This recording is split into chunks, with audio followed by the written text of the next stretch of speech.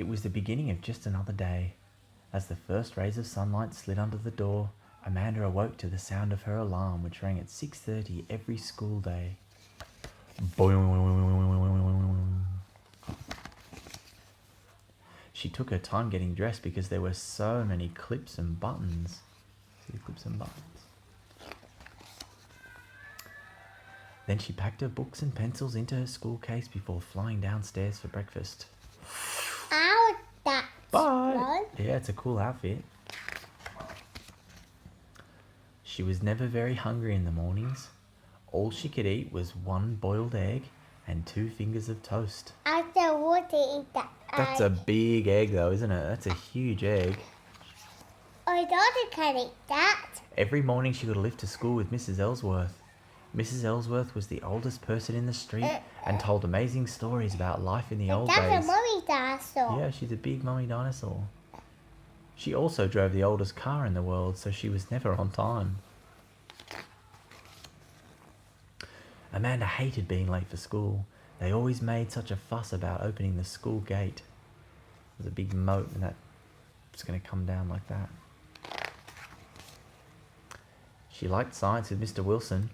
He would often put away the books and spend the whole morning doing experiments. It's only for my sense. No, yeah, you can't drink the chemicals. At lunchtime, Amanda discovered she hadn't packed her sandwiches. Luckily, she had just enough money to buy lunch from the canteen.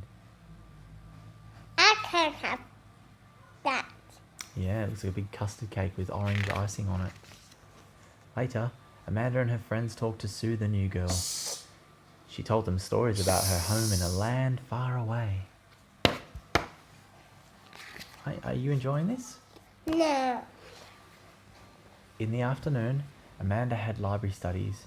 She loved hearing Mrs. Billups read aloud from her huge collection of pirate stories. Tilly Wyman was caught chewing gum again and was sent outside. Mrs. Billups was very upset. When school was over, Amanda's mum picked her up in the off-road vehicle for the rough ride home. Let's get home now. They're not playing a song, guys. When they finally arrived home, Amanda and her mum took a shower to wash off the dust. Look at that. Her dad decided to cook a curry for dinner. As usual, it was a little too hot. They've had to call the fire brigade to put the hot curry out. After dinner, Amanda curled up with her cat and Fluffy in front of the fire. Fluffy purred loudly on her lap. He loved a cuddle. We're nearly finished, look. Look, ready? It was the end of the day, just like any other ordinary day, but it was exhausting just the same. As Amanda drifted off to sleep, her father gently picked her up and carried her upstairs to bed.